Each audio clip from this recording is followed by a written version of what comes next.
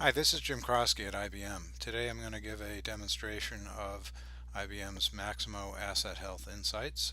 This is in addition to Maximo, a product that runs as part of the Maximo system that enables our customers to take advantage of real-time information coming from the assets to help determine the health of those assets and use it for optimizing preventive maintenance, for reducing the risk associated with um, failing assets, and to help optimize the replacement program. And so we're going to go through this product. You see it currently on the screen. It's really designed for the reliability engineers within an organization that are responsible for defining the maintenance approach and the capital replacement approach, understanding the current health of the asset and making sure those assets continue to run reliably. And so we've designed this work center as part of Maximo to be used by the reliability engineers as they perform their work. So let me just briefly describe what you're seeing on the screen, and then we'll go through and use some of the capabilities. So you'll see this work center that across the top you'll see a number of cards that represent stored queries or KPIs that you can select, and as a result of selecting each of these, the data down below will will show the result of the assets that are returned based on those particular queries. So I can look at the data in my Maximo system in a number of ways. I can group it by type of asset, like all of the pumps that I'm responsible for. I can look at what pumps have overdue preventive maintenance on it. I can look at the bad actors where the cost I've spent maintaining the asset exceeds the budget that I expected. So those assets that are requiring more maintenance, or I can look at a specific set of assets. Like in this case, I'm going to pretend that I'm a reliability engineer at a water utility, and the potable water pumps are the critical ones that I'm charged with maintaining their availability to deliver water to the surrounding area. So I'm going to select that one. You'll see down here I've got a list of the assets, the potable water pumps, along with their health and some summary information. In the center I've got a map showing the geographical location of those assets and the current health based on the color of the pin here. And over on the right I've got a breakdown of those assets um, by asset health score. So I've got many in good shape, some are in fair shape, some are excellent, and a few, looks like one is actually in poor shape. So one of the things I can do, I also have some additional information here. In this case, I'm leveraging an integration with our prescriptive maintenance on cloud offering. I'm actually getting back a very specific prediction here that the equipment is going to fail in the relatively near term. So this is about 3 weeks from the recording of this demonstration. So it's coming up fairly quickly. I might want to take some action, and together with the overall health score of 20%, I better investigate and see what can be done here. So by clicking on that asset, I bring up the asset health of that asset, and I see that it's got four drivers that represent that health score. So four areas are contributing to the health of this asset. And this is one of the powerful things about Maximo Asset Health, is that not only are you looking at the real-time data from the equipment, but you're also looking at information coming from the asset record itself and from the Maximo system in terms of the maintenance costs spent on the asset, the age of the asset, the remaining useful life. In this case, I'm integrating weather as well, so I've got an indication of the weather conditions in which the asset has operated. And I've also got some real-time data coming from the asset in the form of condition. Now in condition, I've got a couple of sensor readings that I'm bringing in, one in the area of vibration and one in temperature. So I see right away that while its vibration is in good shape, my temperature is exceeding the normal limits. So I better investigate that and understand whether that's a one-time occurrence or a trend, etc. So one of the things I can do is select the meter reading tab here and see the actual data coming in from the sensor, data stored either in the Historian and IBM's Watson IoT platform, but this is the granular data coming in every minute or every 15 minutes as the case may be, depending on how you have it set up. Now I'm also able to summarize that data and store that in Maximo in the meters, let's say once an hour, once a day, and that's represented by the green dots here. So I can see the trend, and in this case the temperature it's not just a one-time occurrence. I can see that it's continually exceeding the upper action limit that I've defined in the meter record within Maximo. So something is going awry here. Vibration looks pretty good, but I may want to choose to do something relative to that this particular asset based on the temperature overheating. Now I also noticed that from a remaining useful life standpoint, this is nearing the end of its useful life at 9% here, based on the age and the manufacturer's recommendation that I have in the asset record. I also noticed that I'm spending quite a bit more than I had budgeted on cost. That's why the cost indicator here is 0. So all of these things together are telling me that perhaps I may want to go ahead and at least inspect the asset, if not go ahead and replace it. So I'm able to click this button to take some actions. I can create a work order, I can create an investigation, do an inspection of the asset. I can go into the asset record or into condition monitoring to set the threshold points, but in this case what I want to do is go ahead and schedule a work order to inspect overheating problem,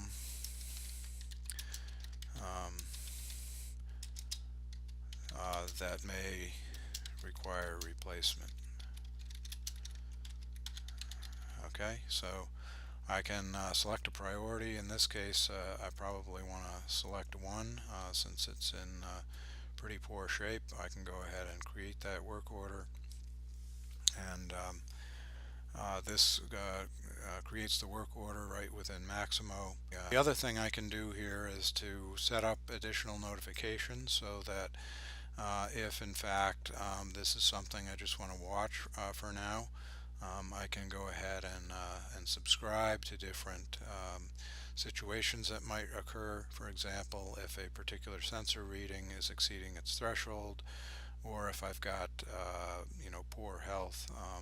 If an asset goes from fair to poor, I may decide I want to get an email on that, or I may want to get a text message, and I can subscribe to those here and see those notifications show up either in my email or text or right here on the dashboard. Okay, this is where the notifications would show up within the dashboard, and in this case I see that I've got vibration that's being exceeded on AH001, so I can click on that, understand the meter readings associated with AH001, and when this fills out, I can scroll down to the vibration, and I'll see that this is seems to be just a more recent point in time occurrence, so I'm not going to do anything. It's just below the threshold, so I'm going to continue to watch that as I go forward. Okay. Let's look at some of the other capabilities within Asset Health. You might ask, well, how do I set up that scoring system? How do I decide what determines the health score of, let's say, 20% for this particular asset? So I have the ability to set up my scoring system through these tools here. This is not something you need a programmer to do. This is something that an engineer can do as part of their usage of the asset health system. So the first thing they do is define the baseline, the scoring baseline, and this we use a 0 to 100 range that's divided up into any number of categories. Can be good, fair, poor, or in this case we have 5, which include failing and excellent as well. But you could have any number of ranges here, and you carve up that 0 to 100 score into a number of ranges, assign colors and icons associated with that. This allows you to then map the score for different types of assets to a common baseline, so you can get an overall view across all of your different assets, within a location or within an enterprise, so you can understand the current health of all of your assets. Now, the second thing I do is go ahead and set up a scoring method. So in this case, I've got the state of good repair method that has been defined, and for that method, I've applied that to all of my pump assets. It's got 4 drivers, one associated with the cost of maintaining the asset, one associated with the real-time condition based on the sensor readings, one based on the weather in which the asset is operating, and a 4th one based on the remaining useful life. For each of those, I've got a formula defined. So you'll see, if the total cost is greater than replacement cost, it gives a specific value. This one's based on temperature and vibration. The weather is based on temperature being above 100 degrees more than 10 times. And this one is based on if the expected life is greater than 0, and what the percentage of that is. So in this case, we saw that the remaining useful life of AH002 was at 9%. That's based on the install date for the asset compared with the manufacturer's recommendation. So there are a number of formulas that can be used. This is a very flexible capability within that was introduced in Maximo, the ability to define formulas based on any object within Maximo. So any of the items that are in the asset record can be used to define and calculate the health of that asset, whether it's information on work orders, past work orders, open work orders, overdue work orders. It could be based on age, as we've seen. It could be based on any number of factors, including weather and the meter values as well that we saw coming in from the sensor readings. We then convert those values that are returned by that formula to the baseline, and we assign a weight. Now the weight determines the importance of that particular driver in calculating the health score, so you may decide that they're all of equal weight, i.e. 25% each, or you may assign a weight of 50 or more to one of them that is more important. Okay. Once I'm done defining this scoring method, then I can go ahead and assign it to a group of assets that and then is used to calculate the health of that particular group of assets. I have the ability to integrate directly with the Watson IoT platform. So If you have subscribed to the IoT platform, this will enable you to quickly integrate to the IoT platform, connect to the historian that's part of that platform, to go ahead and map register the devices, and map the data schemas to the meters within the Maximo asset record. Okay.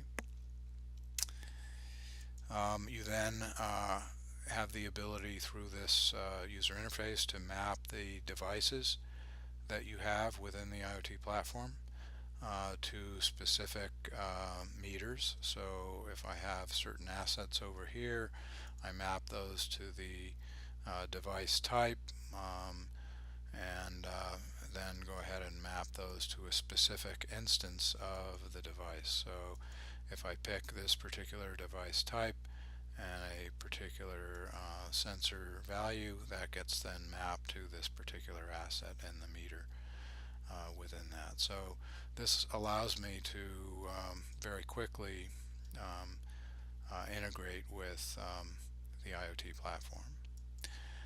Also, I have the ability here to launch right into the IoT platform for defining rule-based analytics that will identify anomalies and publish those anomalies into Maximo for alerting and initiating publishing data into the Maximo meters, which can be used to generate a automated work order based on analytics identifying an anomaly. Okay. Let's talk about some of the other capabilities that were most recently added with this release of Maximo Asset Health Insights in May of 2017. One area is around preventive maintenance. So certainly understanding the health of an asset can inform as to which preventive maintenance might be able to be deferred. If it's in good health, which preventive maintenance ought to be accelerated. If it's in poor health. So those have been areas of opportunity for us in asset health.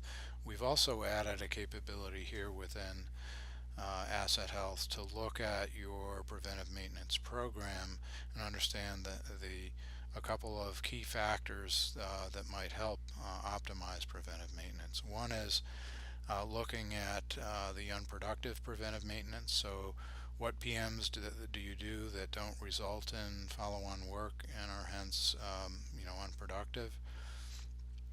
What preventable emergency maintenance do you have where you've gone out and you've done preventive maintenance and you have subsequent emergency maintenance that results from that or happens after that, meaning that it potentially could have been preventable, and what job plans do you have that are ineffective in achieving the result that you're looking for. So you can look through a lot of the analysis here that we've provided with different time frames. You can group it by organization, by site, location, or asset type, and see some of the analysis that may help you optimize your preventive maintenance program. Now we also have an integration with our health, safety, and environment product in Maximo. So if you have that capability as well, if you've subscribed to that capability, you have the ability to initiate and review investigations into previous incidents, see what the status of those are, use it for root cause analysis to help manage and reduce risk for future occurrences of similar capabilities. And lastly, we've added a new capability for replacement planning. And so one of the things that asset health can be used to help drive is a prioritization around and planning around when to replace the asset, not just when to maintain it, but when it's nearing the end of its useful life, and how does the current health of the asset inform what actions to take. So in this case, we have the same concept of having these stored queries or cards across the top that you can look at different groups of assets. I'm going to pick that same group of potable water pumps, and here I see the assets. Each one of them has an install date, an expected life based on the manufacturer recommendation, and then based on that, here's the expected end of life.